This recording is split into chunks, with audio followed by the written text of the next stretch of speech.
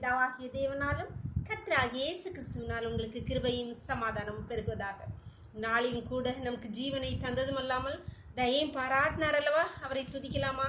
எந்த தாழ்வில் என்னை நினைத்தது, எந்த தாழ்வில் என்னை நினைத்தவரே உந்தன் நாமம் உயர்த்திடுவே. எந்த தாழ்வில் என்னை நினைத்தவரே உந்தன் நாமம் உயர்த்திடுவே. எண்ணில் அடங்கா நன்மைகள் செய்தவரே நன்றியாலே துதித்திடுவே. எண்ணில் அடங்கா நன்மைகள் செய்தவரே நன்றியால் துதித்திடுவே.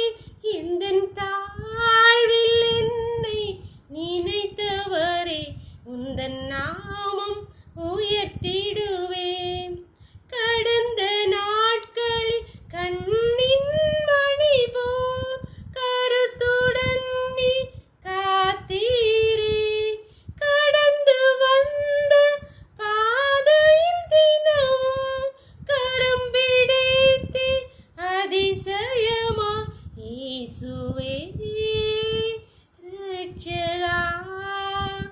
ஆசையோடே வாழ்த்துயிரே. எந்தன் தாழ்வில் என்னை நினைத்தவரே உந்தன் நாமம் உயர்த்திடுவே. எந்தன் தாழ்வில் என்னை நினைத்தவரே உந்தன் நாமம் உயர்த்திடுவே. வேத பகுதி வாசிக்கலாமா? நாகும் 1ஆம் அதிகாரம் வசனங்கள் 12-13. கர்த்தர் சொல்லுகிறது என்னவென்றால், அவர்கள் சம்பூர்ணம் அடைந்து அநேகராயிருந்தாலும் அறுப்புண்டு போவார்கள். அவன் ஒளிந்து போவான். உன்னை நான் சிறுமைப்படுத்தினேன், இனி உன்னை சிறுமைப்படுத்தாதிருப்பேன். இப்பொழுதும் நான் உன்மேல் இருக்கிற அவன் நுகத்தை முறித்து உன் கட்டுகளை அறுப்பேன். அன்பான தேவனுடைய பிள்ளைகளே, இது அருமையான வாக்குத்தத்தம். கர்த்தர் சொல்கிறார், உன்னை துன்பப்படுத்தினவர்கள் உன்னை அடிமைப்படுத்தி வைத்திருந்தார்கள், ஆனால் இனி உன்மேல் உன் சத்ருவின் நுகத்தை நான் அறுத்து போடுவேன். அப்படி செய்து இனி உன்னை சிறுமைப்படுத்தாதிருப்பேன் என்று சொல்கிறார்.